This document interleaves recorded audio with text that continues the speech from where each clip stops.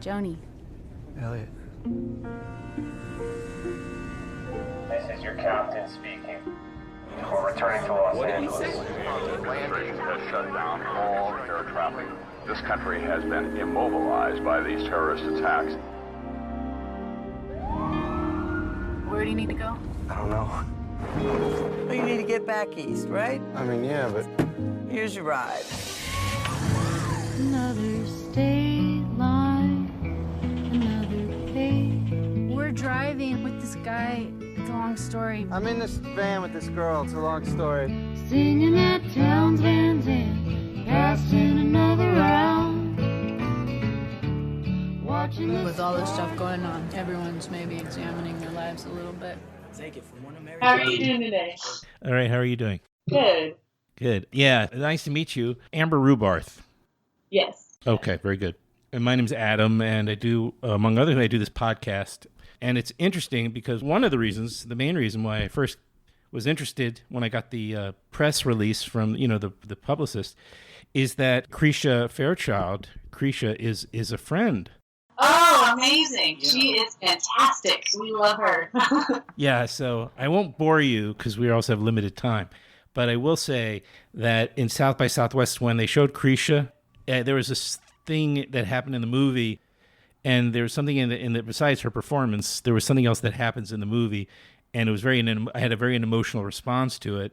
And afterwards, I was going down to the stage, after the Q&A to talk to my friends who were in the film, and to say goodbye. And he goes, "Oh, let me introduce you to Krisha." They're all standing on the stage. I'm standing at the foot of the stage. And he said, "Let me bring her over." I'm like, "No, please don't do that," But he does, and she reaches over, and I started bawling. So, and she thought maybe it was alcoholism or something, because there's this character, alcohol plays a part in it. And I said, no, it's not that. But we just ended up talking later on and bonding, and she would call me the crying man from then on, but I have no embarrassment about it. She's a special one. She is special. And she did the podcast, too, with Trey, who directed the film. And anyway, is Joe here now? He just got here, yeah. I've actually talked. I've done all the talking. Poor Amber. Okay. How you doing? He knows Krisha. I'm good. Oh, you're kidding? Yeah. And Amber, not only that, guess who I just sat with days ago, coincidentally? Who's that? Another friend of yours. I'm not going to make you guess. I'll just tell you. Paul Brill. No way! Who I've known for a number of years. Yeah, because I just said, let's come on the podcast, talk about composing for documentaries, So, yeah. So I just texted him and I said the same, and he said the same thing about you.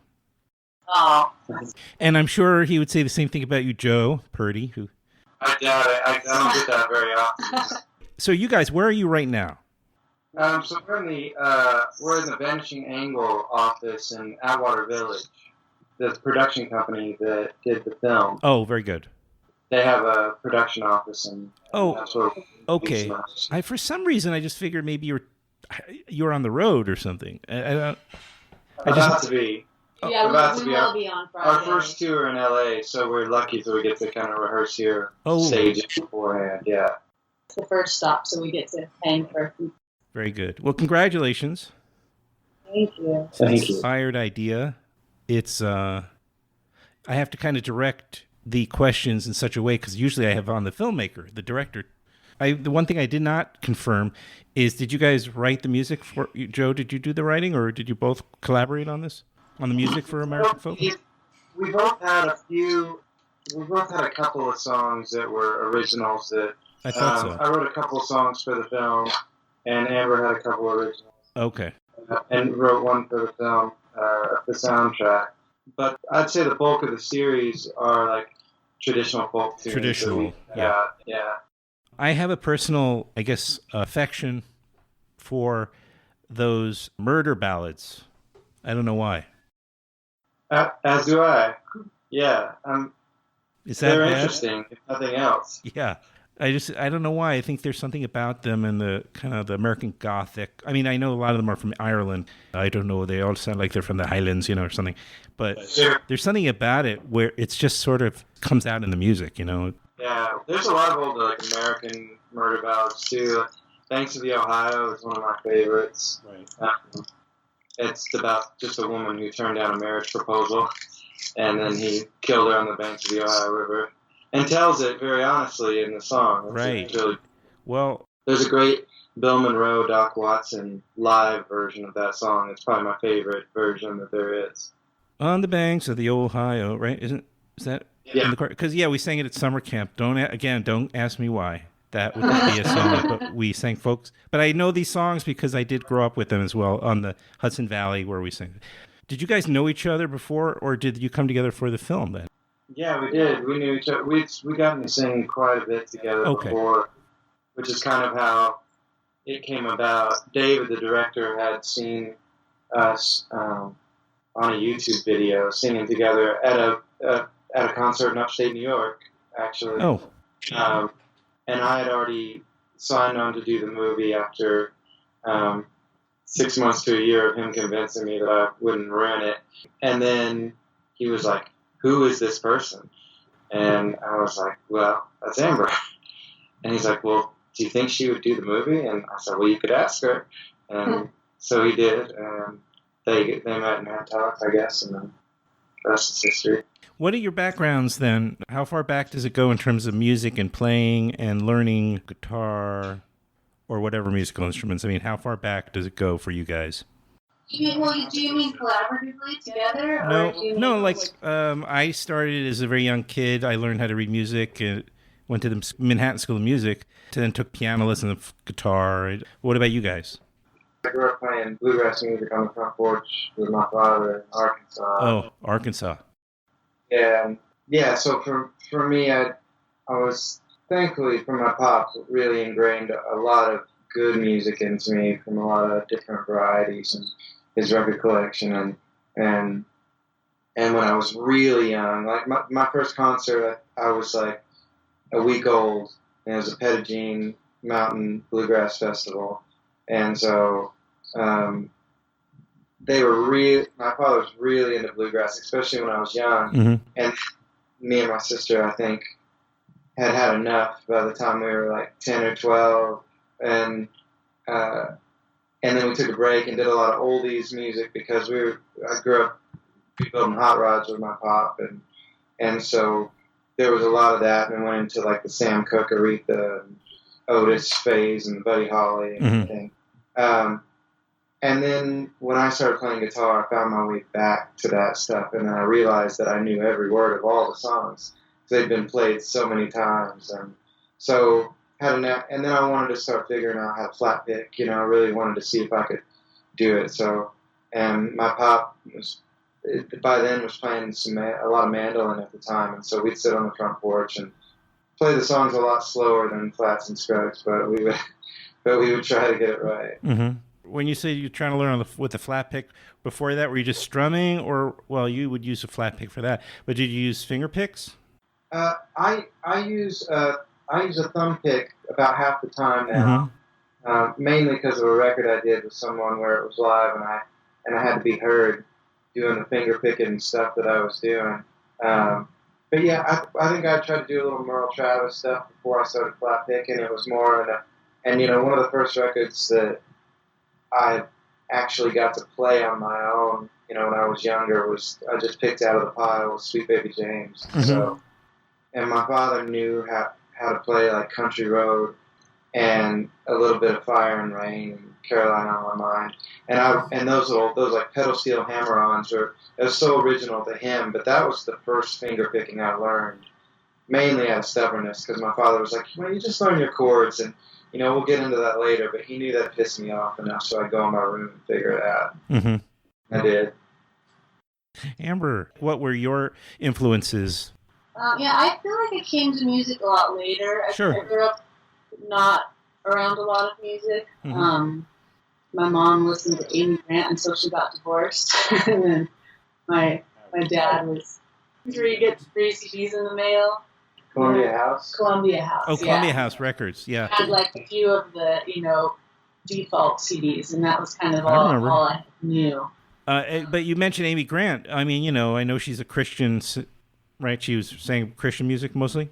Yeah. That was kind of just what I had around me. I feel like I didn't quite find my passion for music till quite a bit later. Yeah, but that's and fine. I started with music more on the songwriting level, just because I was bad at talking to people, and I actually feel like this project was, I guess I'm starting to really love folk for a few years, but this was the first project that I really got to dive in and learn more about folk and listen to it more and kind of follow the, one song and then you realize that it actually came from this other song, Sure. And then that was based on another song, and just kind of the history all around it.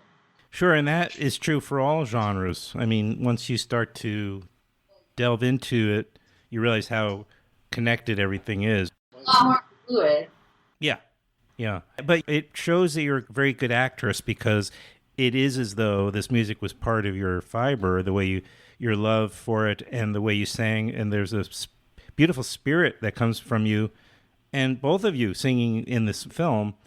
And it, I think, elevates the whole experience of watching the film, frankly. You'd say. Yeah, I think it was. I feel like we were really lucky for, how the process was, that we actually do both really love the music. We got to really be involved with the choice of the songs and finding songs that we, since playing music together, we've had just a natural chemistry with each other. Like we kind of fall in the same places together. It doesn't feel like it takes a ton of effort to find where we're at and to kind of synchronize with that. And then being able to actually take the trip across the country and actually meet people on the way and actually interact with them and actually have the van break down and actually have people come and help us fix it. Is that right? Just, somebody on the side of the road. Like in the end, we didn't ask that much. No. It was reacting, right? Which is supposed to be the secret of acting. At one point, David told me that I was going to have to start fixing the van in character, or we weren't going to have a movie. Yeah. I was just going to look for the name of the character, because we can mention your character's names. Joe. Elliot. And Joni. And Joni, right. And so what happens, and interrupt me, but you guys meet you meet on the airplane. You're about to head to New York from Los Angeles, right? When your flight is canceled because, it was September 11th, and you were about to fly, right? And they cancel the flight, and you have to figure out how to get over to New York while everybody in the country is sort of coping and dealing with this horrific thing that's going on, or just happened. Yeah, absolutely. With no flight, obviously. No flights. Yeah, so, the U.S. was a no-flight zone that first day anyway. Exactly. So, how did that? Did those? I know you must have both been pretty young when it happened, 9/11. But was that weighing on the production at all? For me, I happened to be traveling across the country on that day myself. Wow. So I definitely related to the story in that way. I was traveling from the northwest corner of Arkansas to California, going the opposite direction. But I left very early that morning and didn't know until well past midday what had happened. I just knew that once I got to Oklahoma City, that the gas had gone up to like $5 a gallon, and I had no idea why. And later on, about New Mexico, someone told me what had happened. Kind of a world there. So, did you find yourself recalling that when you were filming American Folk? I did. I don't think it was on my mind the entire time, but especially in the initial stages of thinking about doing the film and the script, reading the script, and it was certainly on my mind. It was hard not to, relate that a little bit, but mine was, my travels were only over a couple of days there, and so I saw a little bit less of it than these characters get to see due to their situation and this 1972 camper van that keeps breaking down. But I definitely was able to get a little bit of a taste of what was happening. I definitely saw some of the things that we show and describe in the film, and, with strangers traveling together and helping one another out, and roads being more full, and the conversations that are happening, and people packing into rental cars of different walks of life because they're the last ones left, or camping out together, and those kind of things. So your characters, though, do take off on the road cross country, considering that that's really the only way, and you have to try to make a gig, or at least Joe's, where you were trying to make a gig in this case. And right. How did you guys talk about your relationship between Elliot and Joni? Because there is a chemistry there you can sense, and a growing affection, and yet at the same time, without giving too much away, because I think it's kind of important that people don't know too much about your relationship.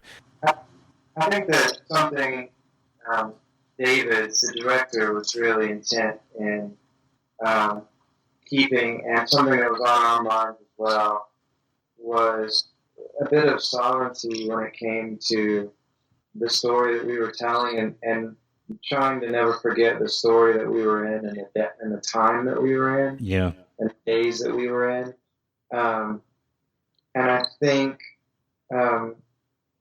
putting too much effort into a romantic sided relationship within the confines of the seriousness of what was actually going on was something that we and David especially wanted to be careful about. Yeah, makes sense.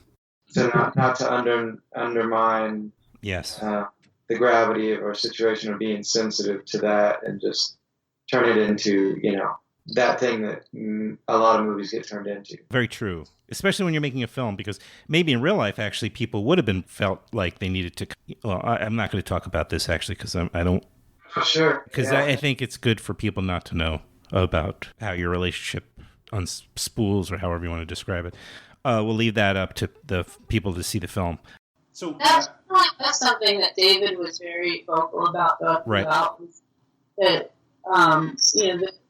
the openness that people felt because of the vulnerability of the situation, and the closeness that strangers, like the impact that strangers had on each other, and the closeness that everybody experienced with each other in these moments, whether it was riding with somebody in car during those days, or just meeting somebody on the road and having an interaction.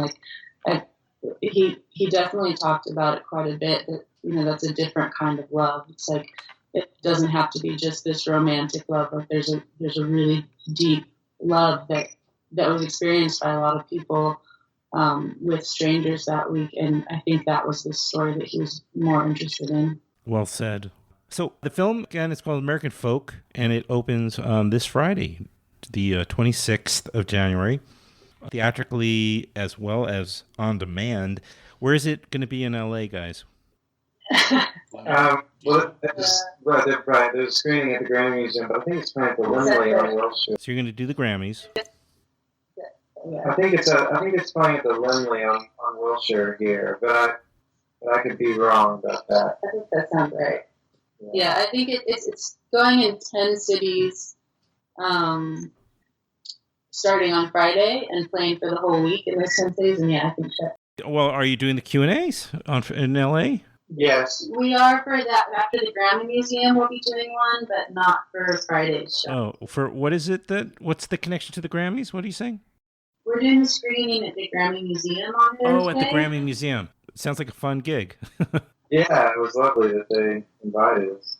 All right, well, I'll include that information. Yeah, thank you. Yeah, sure, you got it. Well, I wish you only the most success with the film.